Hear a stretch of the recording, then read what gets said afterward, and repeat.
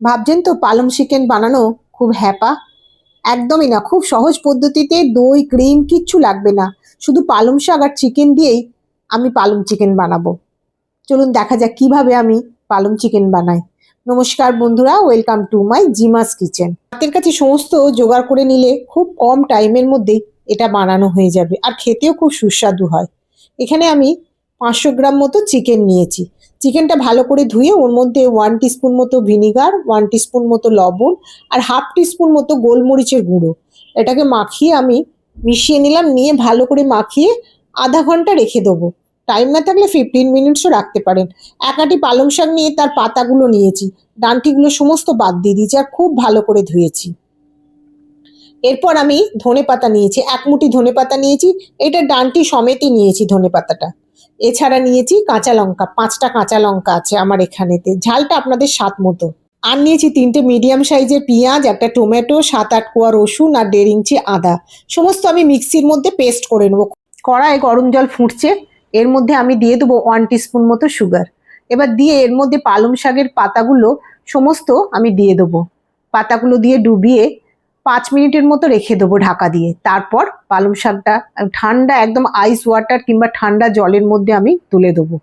বেশিক্ষণ রাখার দরকার নেই, 5 মিনিটস রাখলেই হবে। এবার ঠান্ডা হয়ে গেলে আমি জলটা নিংড়ে এবার একটা মিক্সিং বোলের মধ্যে পালং সেদ্ধটা আর কাঁচা ধনেপাতা আর কাঁচা লঙ্কা এগুলো আমি কাঁচাই দিয়ে দিলাম, দিয়ে পেস্ট করে নিলাম। এখানে আমি 3 টেবিল স্পুন তেল দিয়েছি, এই 3 টেবিল স্পুন তেল দিয়েই পুরো রান্নাটা আমার হবে। এখানে আমি মেথি দিলাম হাফ টিস্পুন মতো, মেথি দিলে একটা সুন্দর ফ্লেভার থাকে।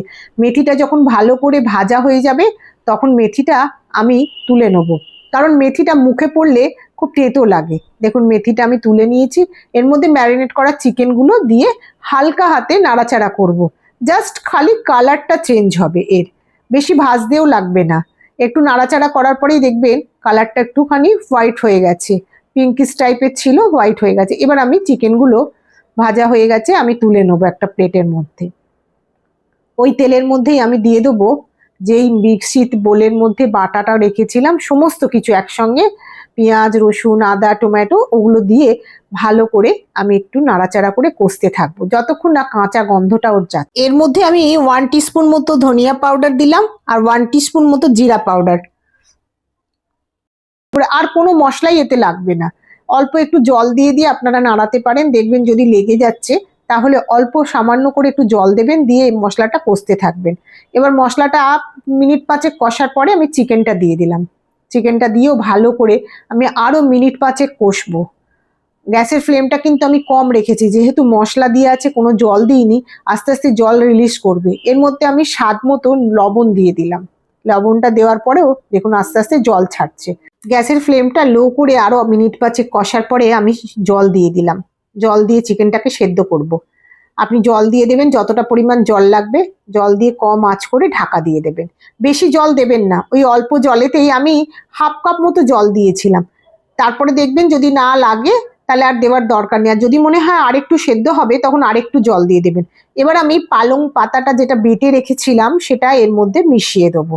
চিকেনটা খুব ভালো করে মিশিয়ে দেবো। চিকেনটা আমার অলরেডি সেদ্ধ হয়ে গেছে, যেহেতু আমি জল দিয়ে রেখেছিলাম।